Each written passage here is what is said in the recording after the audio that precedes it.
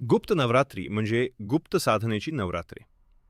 थोडक्यात सांगायचं तर ही नवरात्रे बाह्य उत्सवासाठी नाही, तर आतल्या साधनेसाठी असतात. गुप्त नवरात्री काय आहे? गुप्त नवरात्री वर्षातून 2 वेळा येते. एक माघ गुप्त नवरात्र, जानेवारी ते फेब्रुवारी. 2 आषाढ गुप्त नवरात्र, जून ते जुलै. गुप्त कारण मोठे उत्सव, गरबा, सार्वजनिक पूजा नसते. साधना, जप, मंत्र, ध्यान खाजगी व शिस्तबद्ध पद्धतीने केली जाते. याचं महत्त्व काय?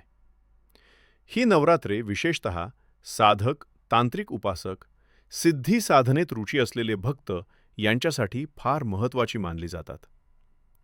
या काळात उपासना केली जाते. 10 महाविद्या, काली, तारा, त्रिपुरसुंदरी, भुवनेश्वरी इत्यादी रूपांची गुप्त नवरात्री. मध्ये काय केलं जातं? मौन साधना, मंत्रजप, गुप्त मंत्र, ध्यान, संयम, नियम, ब्रह्मचर्य साधा, आहार/उपवास. साध्या भक्तांसाठी काय करावं? जर कठीण साधना शक्य नसेल तर रोज देवीचं स्मरण करणे. ओम दुन दुर्गायै नमः जप करणे. मन, वाणी, कृती शुद्ध ठेवणं हे सुद्धा पुरेसं असतं. आता तुम्हाला एक छोटीशी कथा सांगतो. गुप्त नवरात्रीची शांत शक्ती. एका लहानशा गावात विठ्ठल नावाचा साधा शेतकरी राहत होता. दिवसभर शेतात कष्ट, संध्याकाळी थकलेलं शरीर, पण मनात कायम एकच प्रश्न. माझं आयुष्य कधी बदलेल? एकदा गावात एक वृद्ध साधू आला.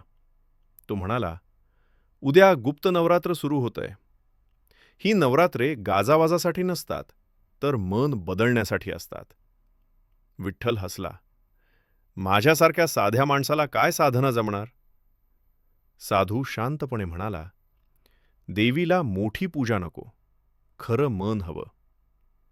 त्या रात्रीपासून विठ्ठलने ठरवलं, ना दिखावा ना मागण्या. फक्त रोज पहाटे उठून एक दिवा, एक माळ आणि एकच मंत्र. ओम दुन दुर्गायै नमः. 9 दिवस गेले. ना चमत्कार दिसला, ना स्वप्नात देवी आली. पण 10व्या दिवशी विठ्ठलच्या मनात काहीतरी बदललं होतं. भीती कमी झाली होती. आतून एक शांत शक्ती जागी झाली होती.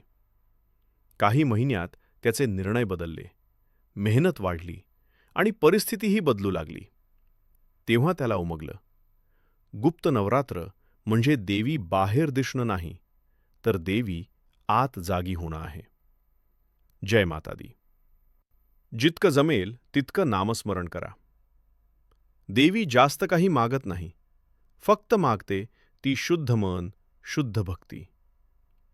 व्हिडिओ आवडला असेल तर चॅनलला सबस्क्राईब करा.